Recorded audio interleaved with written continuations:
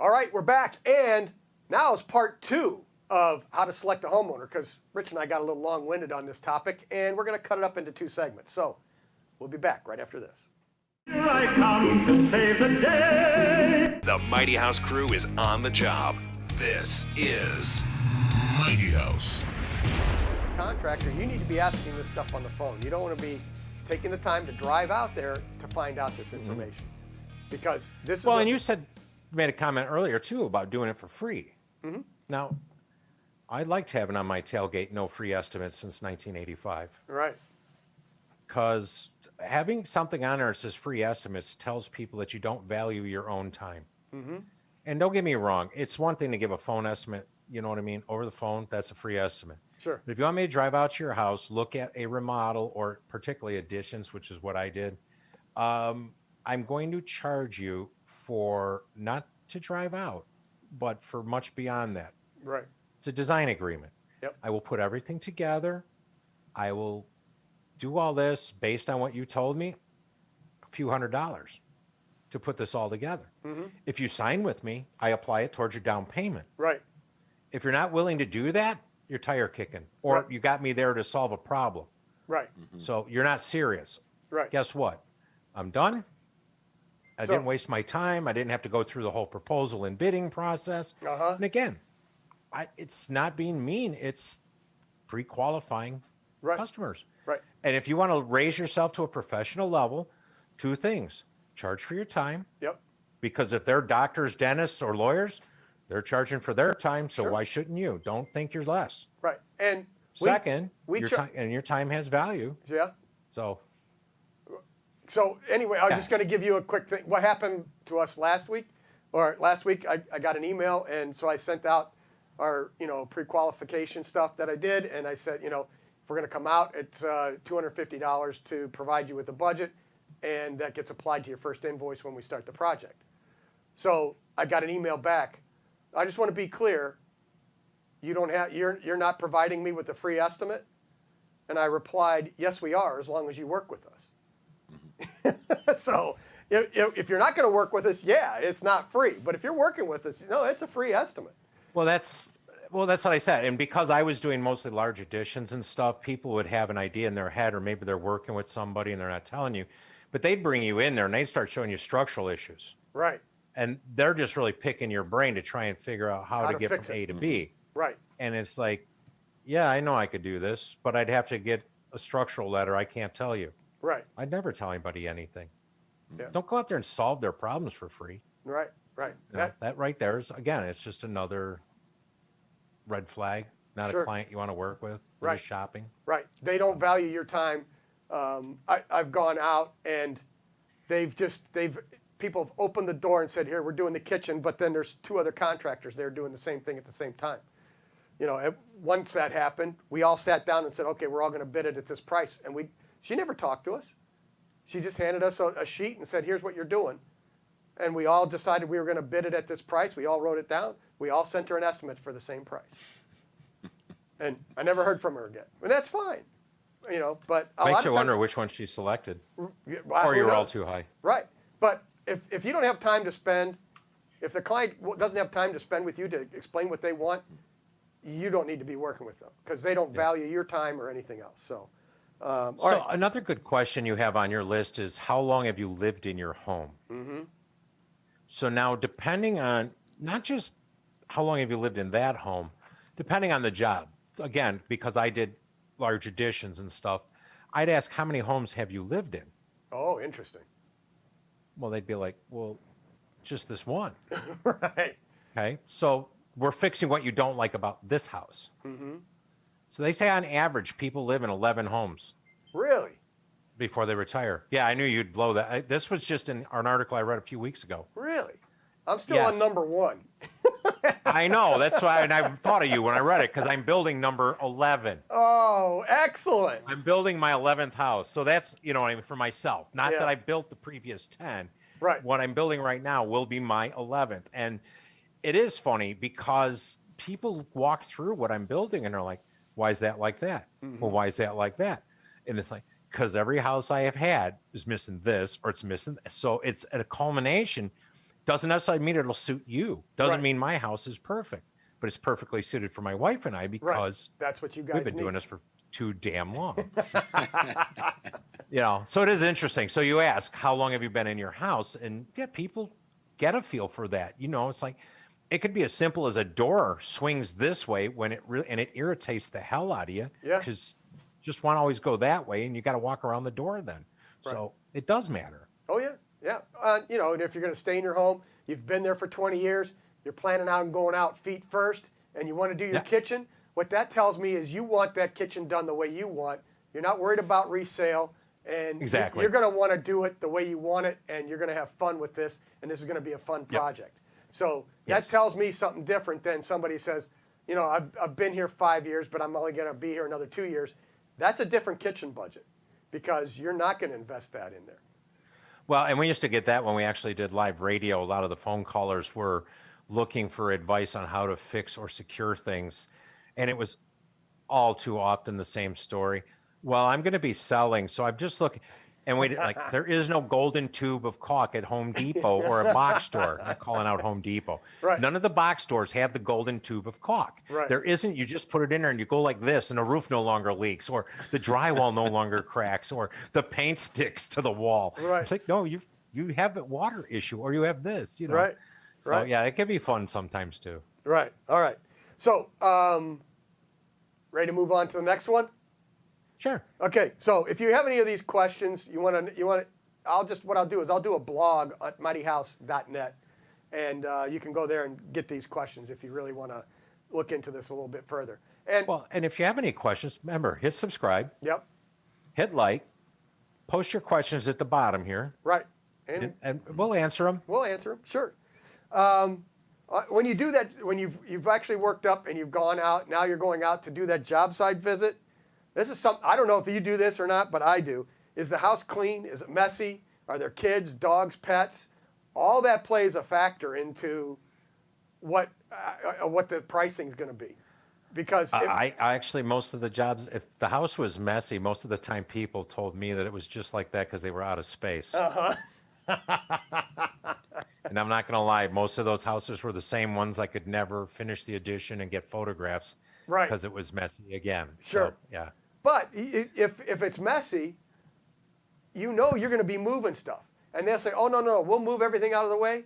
It's not going to happen. You're going to have to do it, or you're going to have to hire somebody to do it, and that's going to cost you money. So you want to make sure that That's just another paragraph in the proposal. Right. Yeah. So you want to watch for that. Kids, dogs, pets, all that's going to play a factor into how efficiently you're going to be able to get that job done. So Time of year. yeah. I had a client in the south side of Chicago that's once I was hired to do the addition on the back of the house, they stopped shoveling their driveway. Mm-hmm. I had to shovel their driveway every time it snowed so I could get my crew and material in. Right.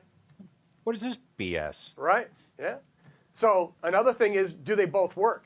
Are they retired? Or, their kids are in high school or whatever, in college. They both work. They're not around. The house is clean.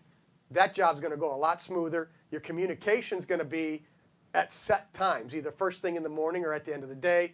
They're not going to be walking in, looking over your shoulder and constantly paying attention and bothering you and interrupting you while you're trying to get some work done. So whether or not they're home or not, that plays a factor in how you price that job out.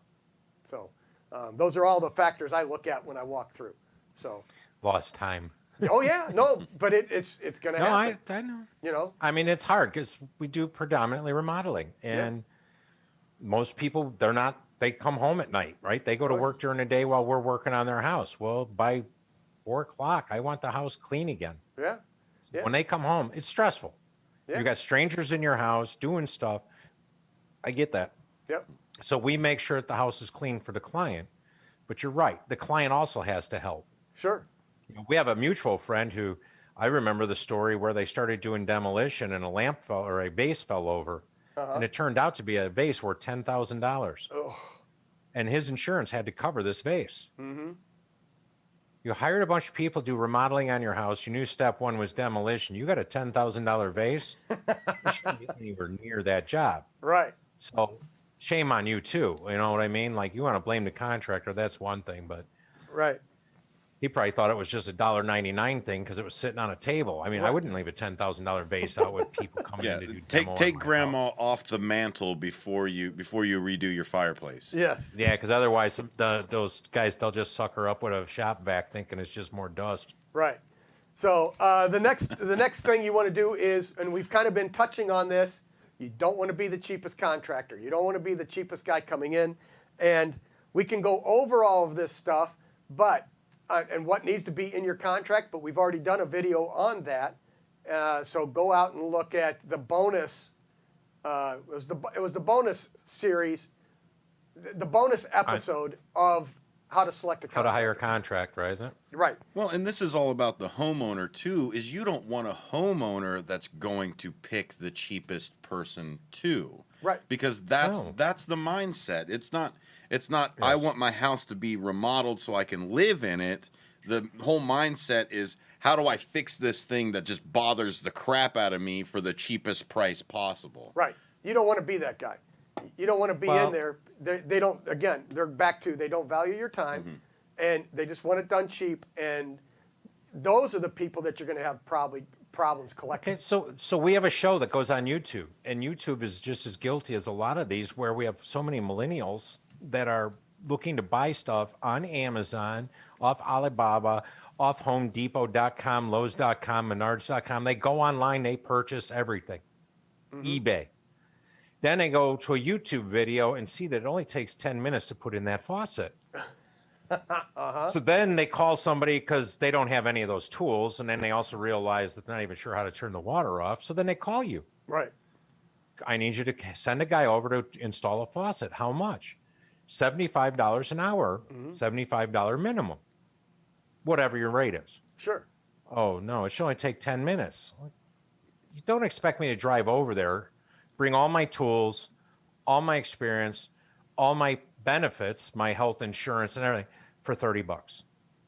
Well, And and that's what you got to get through some of these people's heads. the video was also edited a little bit. It probably took 6 hours You to think? do it, but but it took, they edited it down to 7 minutes. And so now, But like you said, you're bringing over your experience. sure. Yeah, I mean, and- tools are one thing, but the Yeah. experience is another. Yeah, because I could find somebody cheap who watched the same YouTube video I did, Right. and they understood it better than me. I mean, that's where you get your $20. Right. I've replaced faucets for my in-laws and other friends, and well, even for work, but I'm not a licensed plumber, so I don't really Right. advertise plumbing, but Sure. I'll go do it for people. I will never do it on a Friday night. I will never do it on a Sunday night. I will only do it at 6 o'clock on a Saturday morning when I know the box stores or Ace is going to be open, Yep. Yep. That's because right. it always goes south. Right. We do that. No plumbing after, because we do 4 days, 4 10-hour days. Right. So there is no plumbing after Thursday at noon. You do not do any plumbing after Thursday at noon. Yeah. Because you're going to be there all Thursday night and coming back on Friday. So Yeah. that's how it works. People don't realize that. I mean, it could just be a drip. Sure. I can't tell you how many times I But have it's a fought flood. the drip. Yeah. Yeah. We'll just talk to Robbie sometime about Right. her No, I water know. service. That ended up, we couldn't find the water shut off from the city and had to have the entire block shut down on a Sunday afternoon.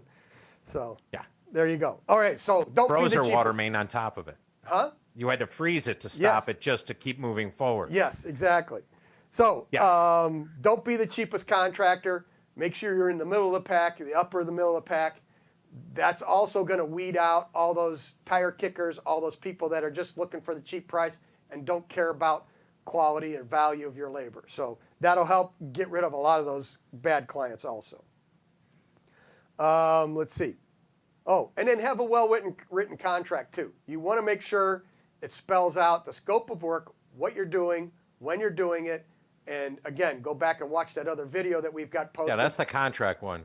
That one will But help also, you out a lot. going back to looking at your client, let's say you got your foot in the door, and let's say you looked at the job, and let's say you actually wrote up a contract for them. Did they give you the time to go through the contract, or they flip to the last page to look at the number? Because if they didn't even listen to your spiel, Right. your explanation of all the specifications and quantities of what you were planning on doing, and they were just looking for the number, red flag. Yep, exactly. So It's already too high. Yeah. You're all ready before you even sat down. Right. Yeah. Yeah, I mean, that's just it. People have a number in their head. That's why it's important to talk budget a little bit. But we always said when you ask a client, or more often the client will ask you, can you ballpark this job for me? I don't know, you want a bunt or a home run? Because I don't know how it's going to go, especially on the phone. Sure. You know, is your house solid masonry? Is it wood frame with brick veneer? Is it wood frame with siding?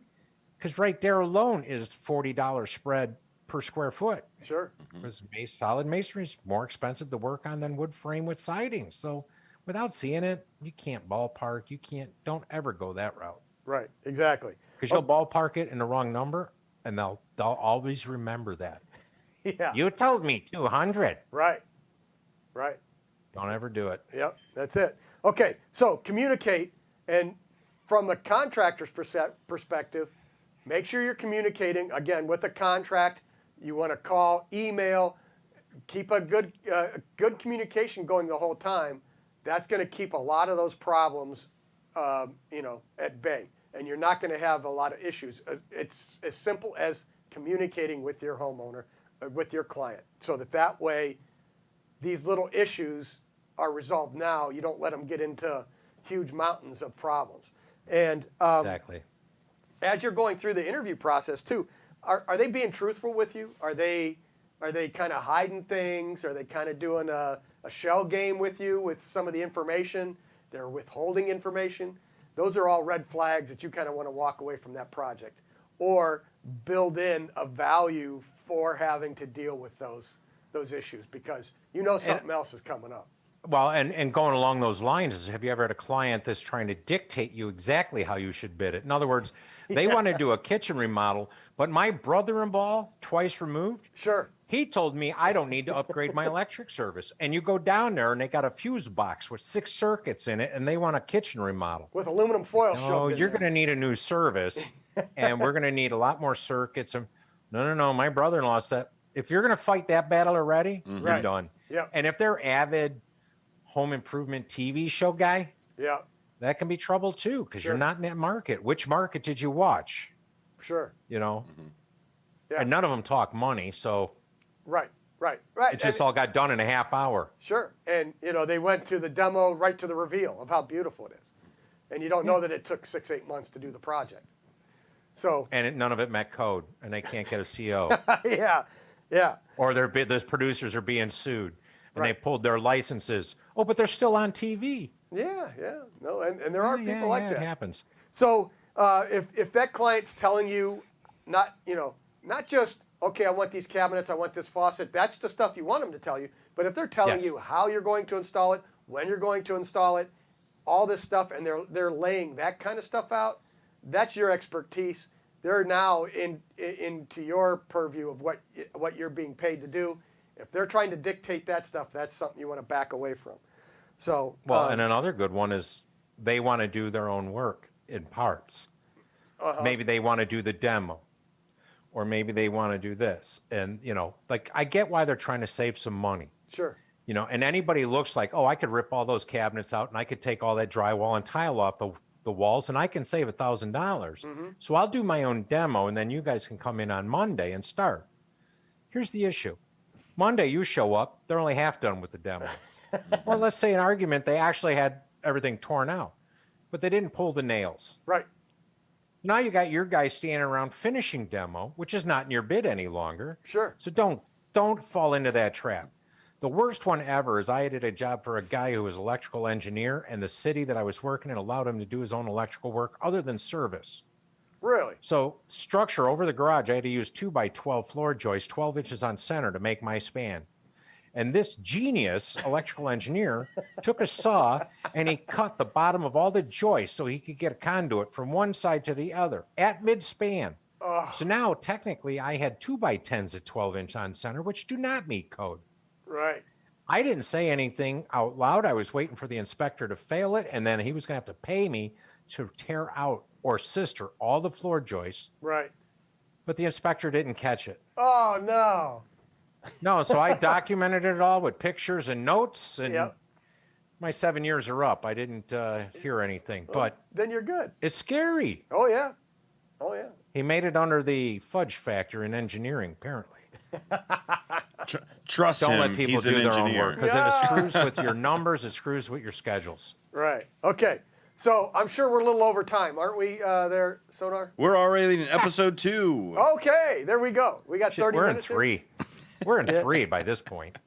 So, anyway, we just kind of wanted to kind of cover some of these things that the contractor should be looking for, because you don't need to get burned either. And there are a lot of people out there that are trying to take advantage of you, and some of the systems and that we've laid out here will help you do that. Come up with a system for your lead generation, following it through, so you know. And the other thing is, now, once you've done some jobs and you've had some successful jobs, what did you do to make those jobs successful? Let's repeat that. And So keep we didn't even repeating. stick to your list, which was actually pretty good. A couple of key ones. No, seriously.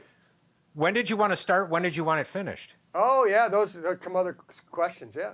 I mean, come on. I don't know how we skipped those, probably because I started on number 8 and that one. But that's a huge one. Right Sure. now, everybody is slammed. Even if you're not super, super busy, you just don't have the staff to take on additional work. Sure. Right? It's a mixture of both. Right. So if somebody calls me right now, it's July. I'd like to do this, and I'd like to have it done for Thanksgiving. Click. Right. It's not going to happen. Sorry. Not gonna happen. Whoa! Come back in screen. Somehow you walked through the window and you right behind me and you were gone. Just did a jam. How about out the window? Yeah. Hard to go out this way. Yeah, it is. Anyway. But yeah, no. So if it doesn't meet our time frame. So do want to ask that. Don't get your phone rang. Don't get all excited. It might be a job right in your wheelhouse. Sure. But if you don't ask, when would you like this completed by? And you drive all the way out there and put all this stuff together, and then find out there's no way you can get it done in time. Right. Well, You and, just wasted a whole bunch of time. and you might find that where they're calling from, it's too far away. I know people that drive an hour and a half to go do a job, and obviously, the closer you can work to home, or to where your home office is, that's gonna be a more efficient place to be working. You're gonna get things done. Oh, you absolutely. know where all the suppliers are. You go an hour and a half away. Now you don't know where anything is, and it just makes things a little more difficult. So, I know I had that same problem when I worked in the city of Chicago. yeah. I was just trying to fix something. I ran into Ace Hardware to buy spray paint to touch something up. You and can't he's do like, that. son, they don't sell spray paint in the city of Chicago. Yep. That's just stupid. Yeah. You Because that way there's no graffiti, right? Sure, because now you're making them drive all the way out to the suburbs to get their paint to come back and. Yeah, so tag you the go place. get spray paint and ammo. Yeah, Sure. now they have to want it. Sure, yeah. You make them work for it. That's what you I do. know. Anyway, all right. What else? Anything left? No, I think we've kind of much kind of covered it all. So that's where I was. We just want to make sure that the contractor, if you're out there, you're trying to do a good job, you're tired of getting burned, don't do the same things. Don't work for that type of person. And you can start putting a list together as you start doing these jobs. Year, 2 years, 3 years down the road, you'll have a nice program of how to generate those leads and be able to repeat those leads that are good for you and that make you money. So Right. that's what you want to do. And when you're first starting out, it's difficult. You just don't know. But No, when you start out, I mean, I was taking on just about anything. sure, And the only thing that I gained by that was a tool collection and experience. So it wasn't all bad. right, yeah, But I didn't really make any money I could invest and retire early. sure. I didn't learn how to grow the company. I just filled my schedule with busy work. Sure. So take the list that we've got here. We'll have that on mightyhouse.net. Just go to the blog page, and you'll see how to select a homeowner. And we'll have the full list There on you there go. of all the questions that you need to ask and what you need to watch out for. So I think we're at the 30-minute mark there. Yeah, I think so. We're good. Yeah. you guys need to go back to radio. That's Yeah. what it is. It's Well, and we haven't been together now for what, a month and a half, 2 That's months? true. So Well, that's, people wouldn't know that. You just let the cat out of the bag. yeah, well, behind the curtain. okay, cut that out. Right. But no, seriously, you're right. We're just rambling along. Okay, so with that, With we're that, going to say keep it square and level Until till next time. until next time. Hey, we We'll got be it back. that time. All right. We did that. did See that. how fast we did that? Like boom, boom, boom. Done. We knew it. 'Cause Wow. we watch It's our amazing own how we videos. trim this down so fast. Yeah. All right. And we're out. Okay.